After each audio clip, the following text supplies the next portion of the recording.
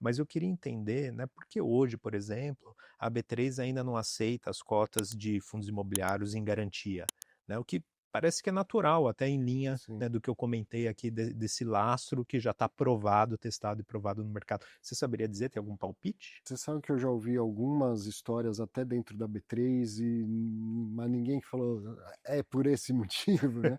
É alguma questão, se não me engano, regulamentar. Eu acho que a coisa não está nem na B3. Uhum, É alguma questão de regulamentação.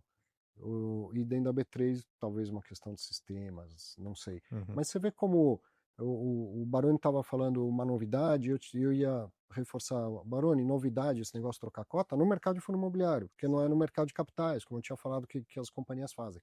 Então, no momento em que fundo imobiliário, as cotas forem aceitas como garantia, vai ser uma novidade para o mercado de fundo imobiliário, Exato. né? Mas é uma prática amplamente utilizada com outros ativos no mercado financeiro, principalmente títulos públicos e ações. Traz alguma novidade para o mercado de fundo imobiliário? Sim, mas que você consegue olhar para outros mercados comparáveis e entender, putz, finalmente fundo imobiliário é aceito como Uhum. garantia, né? Imagina se eu vou no banco e consigo dar uma escritura de um imóvel como garantia, que dirá cotas de fundo imobiliário? O banco deveria falar, mas você tem um imóvel para dar em garantia, legal, mas tem fundo imobiliário? Se tiver, eu prefiro, não é? Exato. Não só em bolsa, em tudo. Pô, imagina se eu falo lá, eu tenho X mil reais em cotas destes fundos imobiliários. O cara olha, tem que escolher ali, fala, isso aqui não quero, nem como garantia. Isso aqui eu aceito dando um deságio de 40%, isso aqui eu aceito dando um deságio de 20%. Toma que me dá isso em garantia e toma o dinheiro emprestado. Uhum. Imagina que maravilha que seria para a economia, né? Então a gente está falando aqui de dar cota em garantia para ativos, para operações em bolsa. Isso podia ser dado em garantia para todos os tipos de operações. É um negócio que vai demorar muito, Uhum. falta muita cultura. Pra você ter uma ideia, existe o TD Garantia, o Tesouro Direto Garantia. Uhum. E eu aluguei um imóvel recentemente fazendo depósito calção. Eu vesti minha roupa de Fred Flintstone, né, e fui fazer um depósito calção, sendo que eu tenho dinheiro em títulos públicos e podia ter dado títulos públicos em garantia para o dono do imóvel. Mas ele sequer sabe o que é título público. Entendeu? Você fala assim, ó, aqui tem ouro e tem bronze. O que você quer? Eu quero bronze. Exato. Então falta muito a evoluir para que isso que eu estou falando, assim, a garantia extrapole o âmbito do mercado financeiro. Mas quem sabe, né, a gente chega a isso. Vai muito ao encontro daquela sua fala, né, de que a nossa economia ainda tem muitos aspectos rudimentares, tem muito a avançar. Muito, muito. Uhum. Isso mesmo. Professor Baroni. Agora eu quero falar um pouquinho não com o profissional Arthur, com as opiniões, né? Eu quero falar agora com a pessoa Arthur. Quero saber como é que tá, Arthur, dentro do que você puder falar, como é que tá a sua carteira, quantos por cento em fundos imobiliários, como é que você está olhando o tijolo, papel, como é que está sendo a experiência da renda para você no fundo imobiliário, né? Se o quanto isso é importante para a sua vida hoje, na fase da sua vida hoje. Queria ouvir agora um pouco da pessoa, do amigo professor Arthur Vieira de Moraes. Não professor, né? Arthur Vieira de Moraes. Baroni, a minha carteira ela muda muito pouco, então ela estaria mais ou menos como sempre esteve, 40% em fundo imobiliário e 60%, quase 60% em renda fixa, tinha um pouco de ação via ETF. Mas no ano passado também, finalmente terminou o inventário do meu pai, que faleceu há 3 anos, e eu recebi títulos públicos, eu recebi ações, eu recebi fundos imobiliários, eu recebi imóveis em condomínio com meu irmão e minha sobrinha. Então deu uma bagunçada nisso que eu ainda não organizei. Tá? Por exemplo, eu tô louco para fazer esses imóveis virarem cota de fundo imobiliário. Se algum gestor de fundo imobiliário quiser me oferecer a troca, mas eu aceito na hora, na hora. Cara, eu já tive que trocar aquecedor, ar-condicionado, tem que saber se chegou o boleto do IPTU. Eu nunca gostei de imóvel na vida, eu só invisto em imóvel a fundo imobiliário, né? Então, só que está um péssimo momento para vender imóvel. Está um ótimo momento para comprar imóvel, não para vender. Eu não vou dilapidar patrimônio. Então, Sim. estou lá administrando locações e tal. para esperar o juro cair, para esperar a economia melhorar. Vou vender imóvel, vou comprar fundo imobiliário. Não só fundo imobiliário. Então, enfim, eu recebi um patrimônio em herança que obviamente mudou o balanceamento da carteira e que eu ainda não comecei a mexer para rebalancear. Então, se pensar no que era só a minha carteira, continua muito parecido, 40% em fundos imobiliários. Qual que era a outra pergunta, Baroni? Tijolo, papel, como é que você está olhando isso aí? Ah, eu tenho as duas coisas, majoritariamente tijolo. Eu invisto muito nos títulos do Tesouro Direto, todo mundo sabe. Então, eu entendo que a minha maior parte de papel já está em título público, que eu não preciso dar tanta ênfase no produto fundo imobiliário para aquilo que é papel. Mas ainda assim tenho. Não vou saber de cabeça, mas eu vou chutar aqui que seja uns 15%, por aí. Não deve ser tudo isso. Porque eu também fico, né, com a preocupação de diversificar entre setores. Tem hora que eu estou afim de comprar alguma coisa, mas eu dou uma olhada e falo, putz, já tenho demais. Então não vou comprar agora. Então eu acho pouco provável que eu tenha 15% em alguma classe de ativos, mesmo sendo papel. Mas uns 10% deve ter, sim. Uhum. E, Arthur, até foi um objeto de debate com o Medeiros, né, o professor Baroni Medeiros, quando ele veio aqui, né, essa questão de que ano passado a gente teve uma recuperação robusta dos fundos imobiliários, as ações em bolsa, né, o Ibovespa também é uma boa recuperação, até muito capitaneada pelo investidor estrangeiro, que a gente não tem hoje ainda, pelo menos não ativo, né, no universo dos FIIs, mas as taxas das NTNBs ou Tesouro IPCA+, de longo prazo, até tiveram uma redução, né, do início de 2025 até o final, mas uma redução muito mais tímida, né? E tudo isso, assim, gera um certo ponto de atenção, né, porque a gente sempre olha esses títulos como referenciais aqui para determinar a precificação de ativos de risco, né? E você, né, como ali na PF também, na Uhum. pessoa física, né, como investidor, tanto de fundos imobiliários como do Tesouro Direto, como que você tem olhado para essas taxas, né? A gente está falando aqui IPCA mais 7%, dependendo dos vencimentos, até um pouco mais elevado do que isso, versus os fundos imobiliários, né? Como que você lida, né, com a decisão de alocar aqui ou ali, ou um pouco nos dois? Para o objetivo aposentadoria, essas taxas são aquela tranca-pauta, sabe? No Congresso tem um tema que tranca a pauta, não se fala de mais nada. Tesouro Renda Mais, a esse nível de taxa IPCA mais quase 8, é imbatível. É imbatível. Pensa que o Tesouro Renda Mais, a partir do então, compra mim em 2040.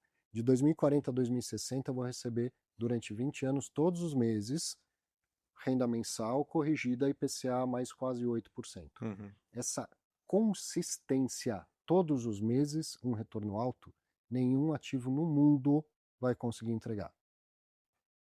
Um criptoativo pode subir 1000%, mas ele vai cair 500, depois ele vai subir 200, tá? A consistência, todos os meses. Qual é o fundo imobiliário que faz 10 anos que distribui exatamente o mesmo rendimento? Não dá. Isso só a renda fixa nos traz. Então, para o objetivo aposentadoria, Tesouro Renda Mais tem que ser aproveitado, tem que fazer parte do portfólio de quem, se alguém fala, eu invisto em fundo imobiliário, pensa na minha aposentadoria, fundo imobiliário e Tesouro Renda Mais. Tá? No curto prazo, tem uma tese ainda mais na minha cabeça do que de fato testada, que é o Tesouro Educa Mais. Quem comprou o Educa Mais 2026 até dezembro do ano passado já começou a receber todos os meses durante 5 anos. Opa, não parece mais ou menos fundo imobiliário? Renda mensal, 5 anos de prazo, né? 5 anos de horizonte. Por que não misturar isso aí também? Né? O Educa Mais ele nasce com a proposta do governo de facilitar o planejamento dos estudos de uma criança. Então eu escolho um ano, a partir daquele ano ele passa a dar renda mensal todos os anos, por todos os meses, por 5 anos, corrigidos a IPCA mais uma taxa de juros que está muito próxima de 8% ao ano também. Então imagina que você comprou um fundo imobiliário de papel, que todos os meses nos próximos 5 anos o rendimento vai ser corrigido por IPCA mais 7,5%. Todos os meses. É uma consistência que só a renda fixa traz. Não substitui a renda variável, não é melhor do que a renda variável, mas deveria estar compondo portfólios das pessoas. Não dá para a gente ser apaixonado por investimento. E esses dois produtos, eles são novos. Eles foram criados em 2023, 2024. Pouca gente ainda conhece. E dá para pensar em trazer para o seu portfólio. A tese do Renda Mais, do Educa Mais, como uma renda parecida com o fundo imobiliário, precisamos observar mais um pouco, tá? Eu fiz como teste, estou começando a receber a renda e agora eu preciso conseguir decompor esta renda. Você pegar o valor, muito cuidado você que está assistindo com o que eu vou falar agora. O valor que me foi depositado em janeiro, então eu comprei no final do ano passado, 2026. O valor que me foi depositado, se fizer uma conta simples, deu 2% de rentabilidade. Não é que eu vou ganhar 2% ao mês, senão isso não dava IPCA mais 8. Isso dava IPCA mais quanto? 20, não é? Não é isso. Só que não temos a transparência de um fundo imobiliário para chegar a um relatório falando tanta amortização, tanta inflação, tanta juros. E eu ainda preciso parar para decompor isso e entender desse dinheiro que me foi depositado, quanto que é simplesmente devolução do que eu paguei pelo título, quanto que é inflação, quanto que é juros. Mas tem um retorno relevante aí. Tá? E qual a principal diferença? Ao final de 5 anos, se eu usei essa renda, acabou principal e renda. Num fundo imobiliário, ao final de 5 anos, eu vou continuar recebendo renda por mais 5, por mais 10, por mais 20, né? O principal continua investindo e só a renda vem parar no meu bolso. No caso de um título público desse, pagar renda, vem tudo para o seu bolso. Principal mais renda chega uma hora que acaba se você utilizar. Então ele tem uma complexidade maior, mas eu acho que poderia compor portfólio, adicionar renda. Quanto mais fontes de renda, melhor, né? Inclusive, pô, admirável o trabalho do Tesouro Direto. Sem dúvida. Criando esses títulos, né? Até com experiências internacionais, né? O Renda Mais foi pautado, né, num estudo de até um prêmio Nobel, se não me falha a memória. Professor Aron, sim, pautado num estudo de um prêmio Nobel, e quem efetivamente conseguiu colocar ele em prática foi o professor Arun. Ele é indiano, então o sobrenome é um tanto difícil de pronunciar, e ele dá aula nos Estados Unidos, radicado nos Estados Unidos, e ele criou esse título, vou contar rapidamente isso, pensando nos ciclos das aposentadorias ao longo do tempo. Muito antigamente, as aposentadorias do governo eram boas, suficientemente para que as pessoas tivessem uma boa renda digna na aposentadoria. Isso naturalmente acaba porque a conta da aposentadoria não fecha em lugar nenhum, ainda mais com a mudança demográfica, o número de filhos e tal. Depois veio a geração dos nossos pais, por exemplo, muitos que trabalharam em grandes empresas, multinacionais, tal, tinham aqueles fundos de pensão de benefício definido. Pô, o cara se aposentou e ficou rico aposentado, né? Isso também acabou, é impagável, a empresa percebeu que não dá para fazer, nem pode mais sair fundo BD, né? Então, também já foi essa segunda fase. A terceira fase atual, que tende a não mudar, é cada um por si, Marx. Cada um por si. E a gente é especialista no mercado financeiro, as pessoas não são, né? As outras profissões, as outras pessoas. Então, a preocupação era ter um título público simples que permitisse que se fizesse poupança para depois ter renda digna na aposentadoria. E aí, um prêmio Nobel, não me lembro qual, veio com essa ideia, veio com um conceito que se chama até de self em inglês, uma sigla em inglês. O professor Arun colocou esse treco de fato mais no papel e saiu batendo de governo em governo. E o governo brasileiro foi o primeiro a aceitar. Então agora Portugal já pensa em replicar, o governo da Inglaterra já pensa em replicar, muito provavelmente a gente vai ver um título desse muito parecido em vários tesouros aí afora. Então aproveitem, né? A gente que tem esse título tem que aproveitar. Desde 2024, desde quando começou, o Tesouro falou, valendo, tem aqui, eu comecei a pôr no meu portfólio. Confesso que eu tenho também. E é muito dessa mensagem, né, de que tem espaço para diversos ativos na carteira do investidor. Né? Claro que, assim, talvez não pulverizar demais em todas as opções existentes, porque elas são vastas, mas entender qual ativo funciona para você e aproveitar o melhor de cada um. E se a gente tem um ativo novo e que é simples, abraça, né? Qual que é a grande complexidade? Vai surgindo coisa nova, é estruturado, é complexo, é com opção, é com derivativo. Putz, isso aí para a maioria das pessoas não tem utilidade. ou traz um nível de risco que não é condizente com o objetivo da maioria das pessoas. Uhum. Agora, um negócio simples, um produto novo, que não existia, um produto financeiro novo que não existia, que simplifica atingir o objetivo aposentadoria, põe para dentro, né?